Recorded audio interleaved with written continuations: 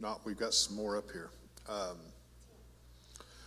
think last week we got through Genesis chapter 41, and where Joseph was then elevated to the second in command in all of Egypt, to where that basically he could control the 7 years of good food, good harvest and everything else, and put things back for the 7 years of famine that was going to be coming.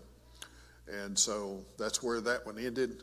So chapter 42, we pick up with where his kinfolk are starting to actually start having some troubles, and they're going to start heading down that way, and we'll see what happens from that standpoint.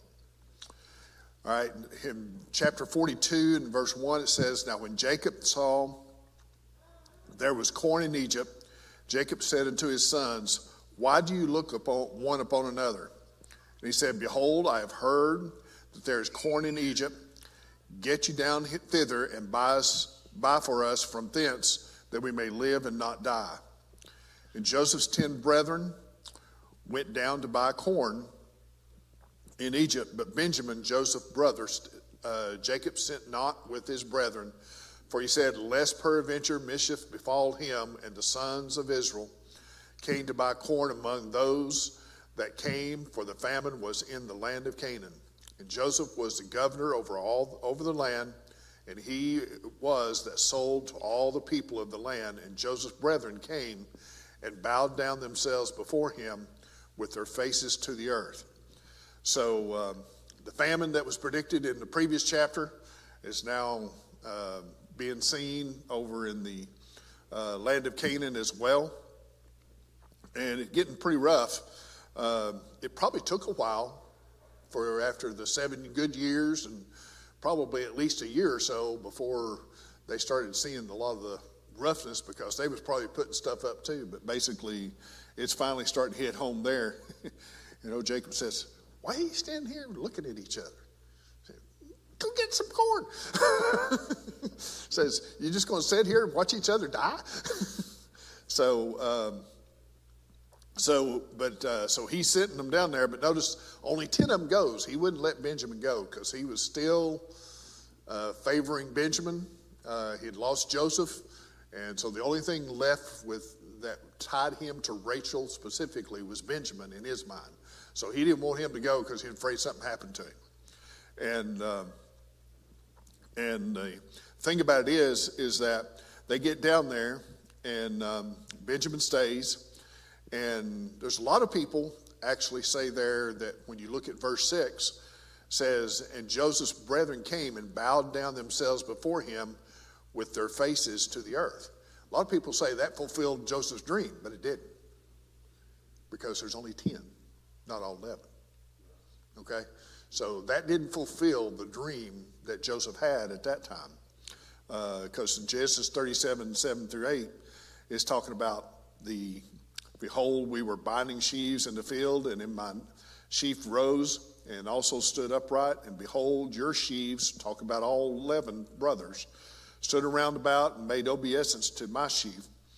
And his brethren said to him, Of course, shalt thou indeed reign over us?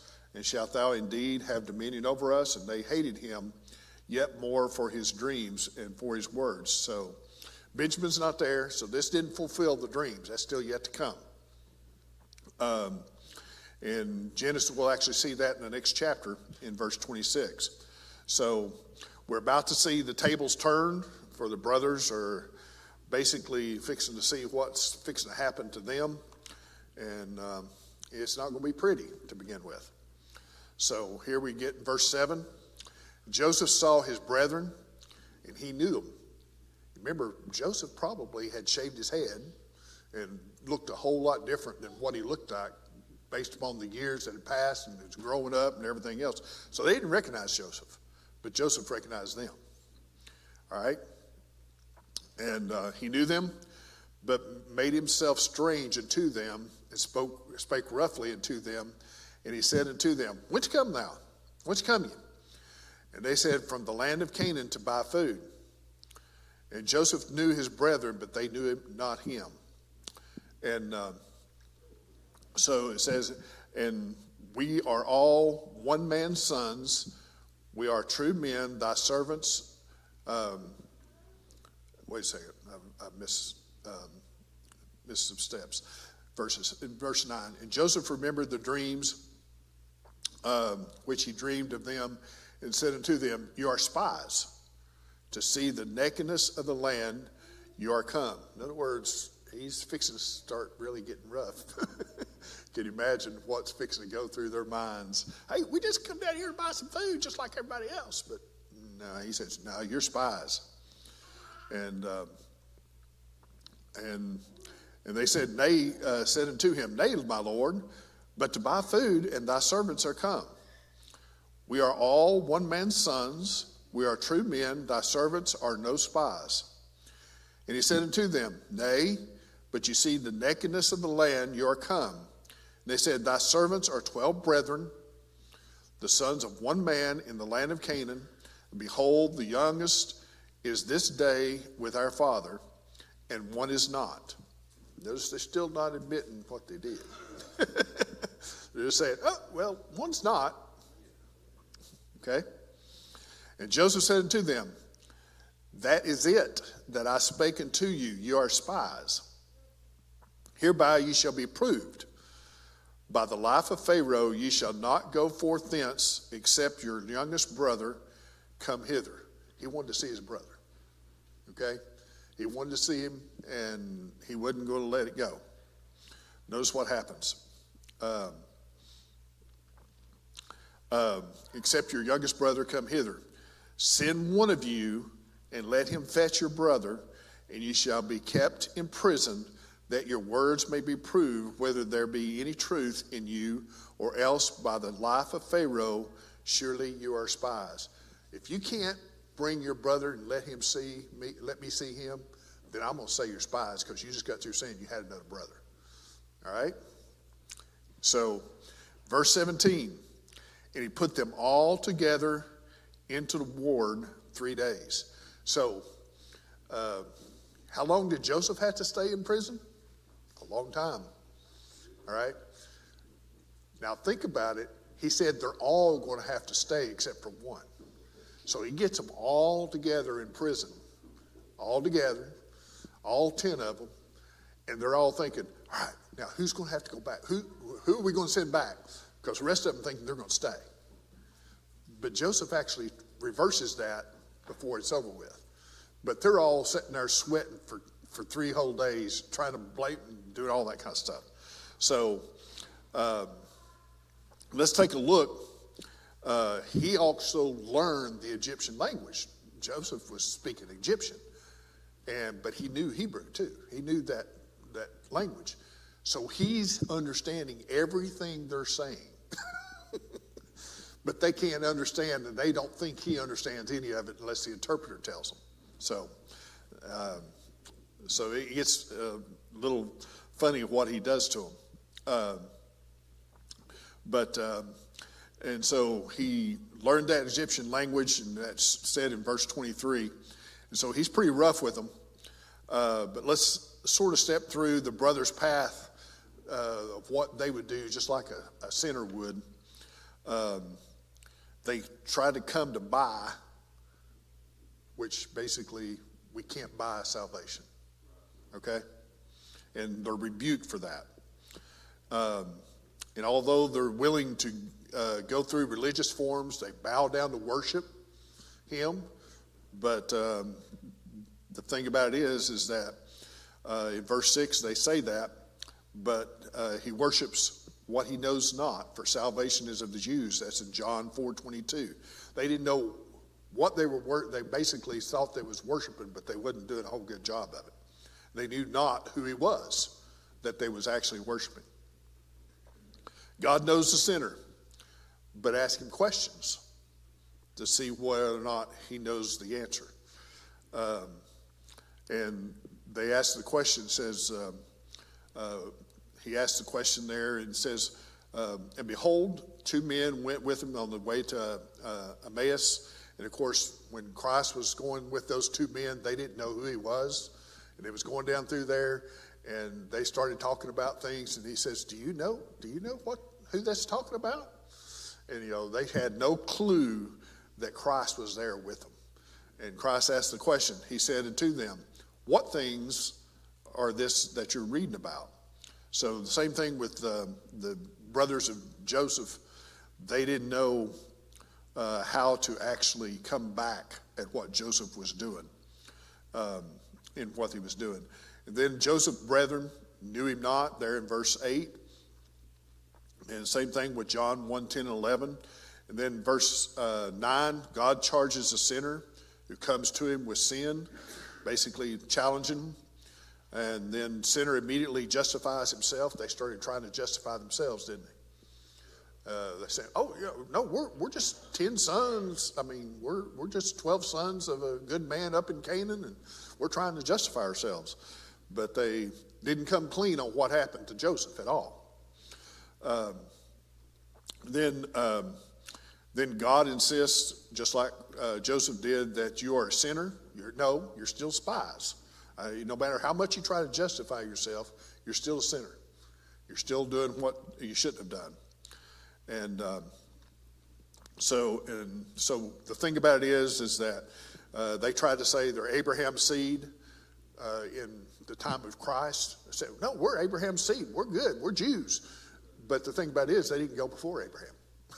They stopped at Abraham, even though that you have to go all the way back to Adam, which is a sinful nature. So they was trying to justify themselves as being Abraham. And the sinner now assumes that defensive in earnest in verse 13 and insists that he's handicapped. He had bad luck. That's the way we are. A lot of times we try to blame it on everything but ourselves when we're in that situation. And Romans 2:15, which show the work of the law written in their hearts, their conscience also bearing witness, and the thoughts the mean, while accusing or else excusing one another. We have no excuse when we basically stand before our Lord. And he keeps applying the pressure, and he now takes all that, and the boys partially admit that the fact that they actually got rid of one, they said, well, one's not, but they didn't say what they did to it. So they're still trying to justify themselves in this situation. But they get thrown in prison, just like Joseph was, probably the same one, since he was basically over the head. And so they come down here, and it's sort of funny when you start reading between the lines of what's going on, it sort of gets a little bit funny. Verse 18 says, and Joseph said unto them the third day, this do and live, for I fear God. But he's saying, this Egyptians fearing God? Think about that, what goes through their mind when that happens. I fear God. Don't you? Look what you guys did. Don't you fear God too? You can tell Joseph is doing this sort of tongue-in-cheek, making them sweat. It says, if ye be true men, let one of your brethren be bound in the house of your prison. Go ye, carry corn for the famine of your houses, but bring your youngest brother unto me. So shall your words be verified, and ye shall not die. And they did so. So here they are after 3 days, thinking that all of them was, but one's going to go. Only one had to stay. And so the thing about it is that they said it to me.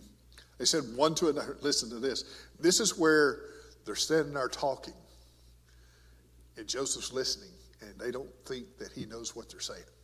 Okay, so this is what's fixing to happen, because he's already got them out of prison, and he's told them that one's going to have to go stay, but the rest of them's going to go back. So listen to what he says. And they said one to another, we are verily guilty concerning our brother. Finally, it's starting to sink in a little bit. The Holy Spirit's trying to convince them. When they said, I fear God, now they're starting to say, conviction's starting to come in, all right? In that we saw the anguish of his soul when he besought us, and we would not hear. Therefore is this distress come upon us. So now they're saying, this happened because of what we did to Joseph, all right? Notice what happens. And Reuben, remember what Reuben did when they did it. He left, and they went ahead and sold him out of the pit. Reuben come back and said, what did you do? All right? So Reuben's going to rub it in again. And Reuben answered them, saying, spake I not unto you, saying, do not sin against the child? And you would not hear? Therefore, behold, all his blood is required. In other words, blood for blood. Okay? And he, as far as he knew, Joseph was dead. Okay? And they knew not that Joseph understood them, for he spake unto them by an interpreter. So he was just sitting there just listening to everything they were saying. But Joseph's now starting to see that their brother is starting to feel guilty. Okay? So that's what's happening.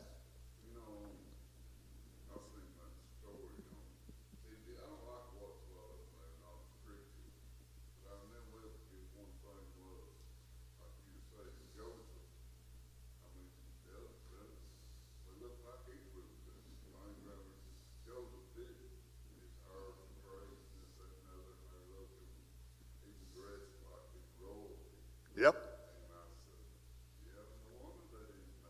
Nope, they had no clue. And they had no clue that he could understand them either.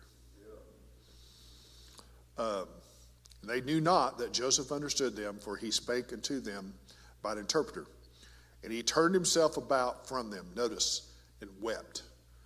Joseph basically saw the anguish of their souls starting to come in on them. And he basically said, you know, he wanted to just hug them, but he still wanted he wanted to see his brother. All right? And notice he turned and wept and returned to them again and communed with them and took from them Simeon and bound him before their eyes. So basically he took one of them, bound him up, fixed to throw him into prison.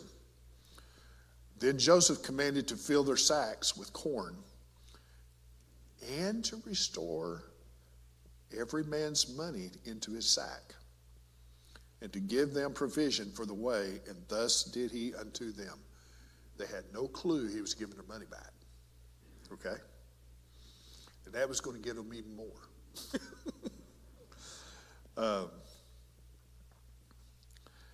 And they laded their asses with the corn and departed thence. And as one of them opened his sack, probably when he got to the inn, which they was going to basically spend the night, one of them opened his sack to give his asses provender in the inn. He espied his money, for behold, it was in his sack's mouth. Oh, no. We're going to get blamed for theft now. On top of what else they've been doing. And the thing about it is that we know this guy, we know God exists, but he's not did anything to us yet. This guy, more than likely, he's going to do something bad. But notice what happens. Notice what happens in verse 28. It says, and he said unto his brethren, my money is restored, and lo, it is even in my sack. And their heart failed them, and they were afraid, saying one to another, what is this that God hath done unto us? Can you imagine just the guilt that was going on? I mean, but see, they hadn't looked in their sacks yet. Their sacks had their money too. Okay, they just thought maybe it was just one. So Joseph let them blame each other, let them go through all that. But he ended up keeping one of them. And the thing about it is, he's showing grace. Just like God shows grace to us. Even though we may not admit it the first time the Holy Spirit deals with us, God's still showing grace to give us another chance. All right? And showing us mercy. And so Joseph is doing that just like Christ would do. And he basically gives them the money back. And thank God, salvation is a free gift. It don't cost us a dime. And then in verse 29, we say, they came into Jacob, their father, into the land of Canaan, and told him all that befell unto them, saying, the man who is the Lord of the land spake roughly to us. bet you. And took us for spies of the country. Now remember, Simeon is still in prison, right? Okay, watch. We said unto him, we are true men. We are no spies. We be 12 brethren, sons of our father. One is not, and the youngest is this day with our father in the land of Canaan. And the man, the Lord of the country, said unto us, hereby shall I know that you are true men. Leave one of your brethren here with me, and take food for the famine of your households, and be gone. And bring your youngest brother unto me. Then shall I know that you are no spies, but you are true men. And so will I deliver your brother, and ye shall traffic in the land. And traffic in the land means they can just go to and fro in Egypt. And it came to pass, as they emptied their sacks, that behold, every man's bundle of money was in his sack. And when both they and their father saw the bundles of money, they were afraid. And Jacob, their father, said unto them, me have you bereaved of my children. Joseph is not, and Simeon is not, and you will now take Benjamin away. All these things are against me. Now it's coming home to roost with Jacob for all that he did before as well. So it's fixing to come home to him that all this stuff is fixing to happen to him too, because he hadn't dealt with what all he did either. All right? And Reuben spake unto his father, saying, slay my two sons. Catch this. Reuben says, don't borrow me, but you can take my two sons and get them and slay them in case we don't get Benjamin back. Slay my two sons, if I bring him not to thee, deliver him into my hand, and I will bring him to thee again. In other words, let us take Benjamin back there and get Simeon, and if I don't come back with Benjamin and Simeon, then you can just slay my two sons. That's that in a nutshell. And he said, my son shall not go down with you, for his brother is dead, and he is left alone.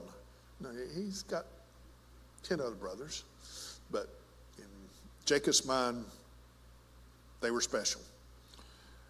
And he is left alone. If mischief befall him by the way in the which ye go, then shall you bring down my gray hairs with sorrow to the grave. In other words, if something happens to him, I'm gone.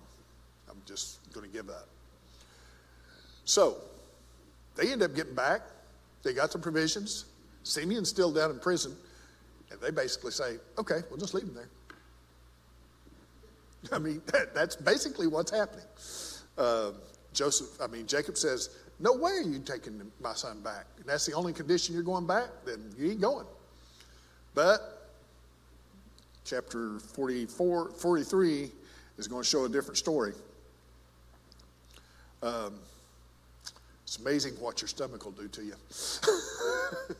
Because that's what's fixing to happen. And the famine was sore in the land. And it came to pass when they had eaten up the corn which they had brought out of Egypt, their father said unto them, go again, buy us a little food. I'm hungry. And Judah this time instead of Reuben, spake unto him, saying, the man did solemnly protest us, saying, ye shall not see my face except your brother be with you. If you don't bring Benjamin, you better not come back.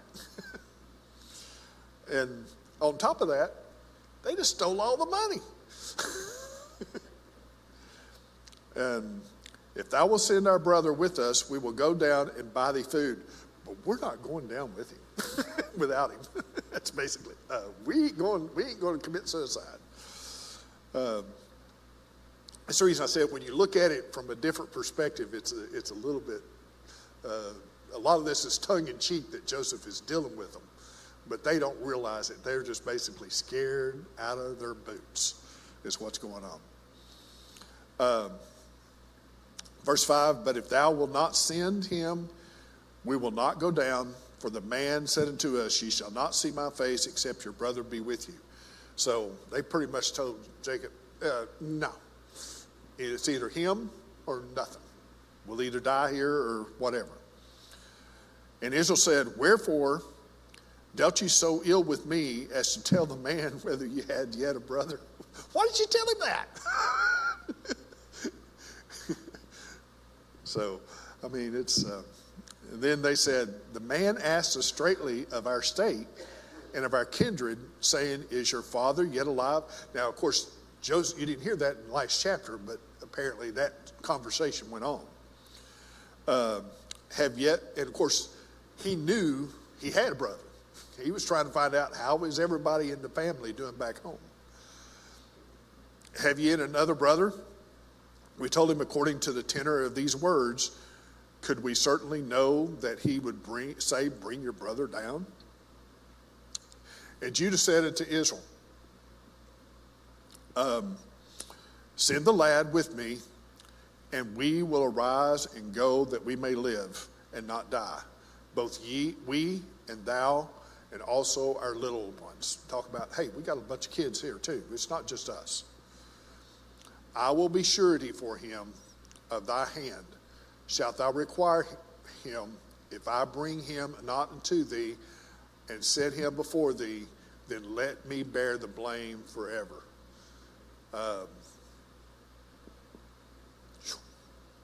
Think about Christ. I'm going to go and I'll pay the price and bear the sin forever. I mean, that's the picture there. For except we are lingered, surely now we had returned this second time. In other words, we've not been back. We sat here and ate all this food, and it's been a while. I still believe he will know us, no matter what. And their father Israel said unto them, if it must be so now, do this. Take of the best fruits in the land in your vessels. And so they still had a few things going on, but nothing that would sustain you. Okay, best fruits. Carry down the man a present, a little balm and a little honey, spices and myrrh, nuts and almonds, and take double money in your hand, and the money that was brought again in the mouth of your sacks, carried again in your hand, peradventure it was an oversight. Take also your brother, and arise and go again unto the man, and God Almighty give you mercy before the man, that he may send you away with other brother and Benjamin. If I be bereaved of my children, I am bereaved. In other words, okay, I give up. But make sure you take all the stuff you did before, as plus even more, just so that hopefully he won't think that we actually stole the money. And the thing about it is, some people say, well, Moses probably didn't write these books, but Moses was high up in Egypt as well, wasn't he? All right, he knew their customs, so he's writing this book, and he's writing all this level of detail of what Egyptians did, so that we know that he had some experience with it as well. And what we're fixing to find out is that the penalty for stealing from royalty in Egypt was not good. You're gone. All right, verse 15. And the man took that present, and they took double money in their hand, and Benjamin and rose up and went down to Egypt and stood before Joseph. And when Joseph saw Benjamin with them, now think about the prodigal son here, okay? Think about the prodigal son seeing his son afar off and what's fixing to happen here. Think about that parallel picture here. Joseph seeing Benjamin afar off before they even saw him. He saw, and he said to the ruler of his house, bring these men home and slay and make ready, for these men shall dine with me at noon. In other words, bring on the fatted calf. I get to see my brother, youngest brother, and you guys just take this and go. And so we want that picture being seen here. And it says, and the man did as Joseph bade, and the man brought the men into Joseph's house. This is not just the court or basically the royal palace. This is Joseph's house, personal. So they're coming down here. and getting close to his house. And notice what happens. You're bringing me to his house? Oh my gosh, what's going on? He knows us. Oh gosh, oh, we're doomed. And the men, verse 18, were afraid because they were brought into Joseph's house, and they said, because of the money that was returned in our sacks at the first time are we brought in, that he may seek occasion against us and fall upon us and take us for bondman and our asses. And they came near to the steward of Joseph's house, and they communed with him at the door of the house. In other words, what's going on? Why are we here?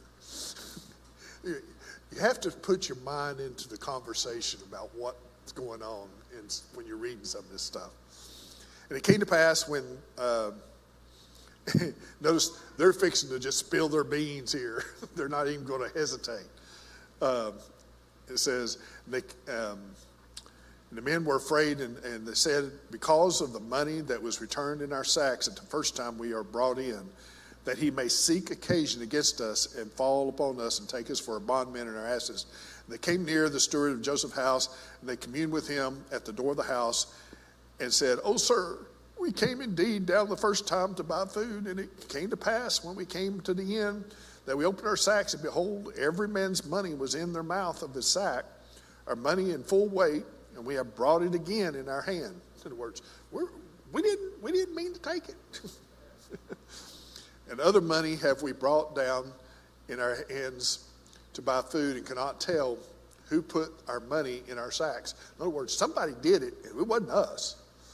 So they're trying to come clean right off the bat before they even get in there to Joseph. And the steward says, "Peace be to you, fear not." "For who?" "God, and the God of your father." Wow, how did he know that? Because Joseph was a witness.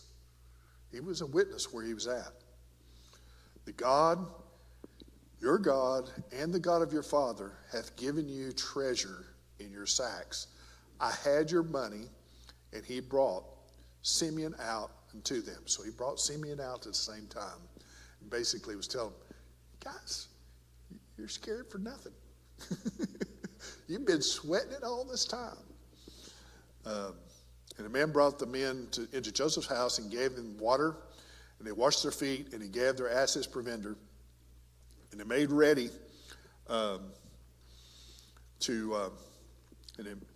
made ready the present against Joseph came at noon, for they heard that they should eat bread there. And so here they come in here at noontime. Boys packed their stuff, and they came in there, and they was just so scared when they basically saw that they was bringing them in and everything else. But now Joseph spots the brothers, just like the prodigal son, and takes care of them. But notice what happens here. Like I said, you can just imagine how Joseph is actually slowly just bringing them along, just like God brings us along. I mean, God just works at us tenderly and tries to bring us along.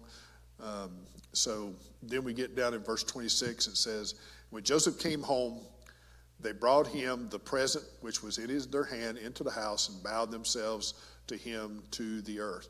Now is the fulfillment of the dream. All 11 are present, and they all bowed. Okay? And he asked them of their welfare and said, "Is your father well, the old man of whom you spake? Is he yet alive?" How can this guy remember us? I mean, we were only down here for a short time, and they've got people coming in here all the time. How does this guy figure this stuff out and remember us?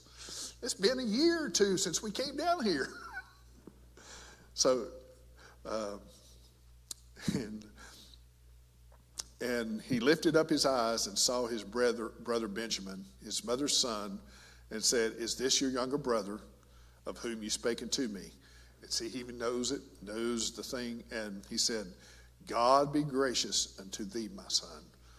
It just keeps stabbing, keeps twisting that guilty conscience into them. And Joseph made haste, for his bowels did yearn upon his brother. He just wanted to go hug him. He just wanted to go love on him. But yet he was still trying his best to make sure. And he sought where to weep, and he entered into his chamber and wept there. And he washed his face and went out and refrained himself and said, "Set on bread." And so he just basically had to hide himself and wipe his face and everything else, keep his eyes from being red when he come back and all that stuff. God yearns for us all the time. He yearns for that relationship with us, that personal relationship. That's why we're here, is he wants that personal relationship among more, just like he had with his son in the beginning.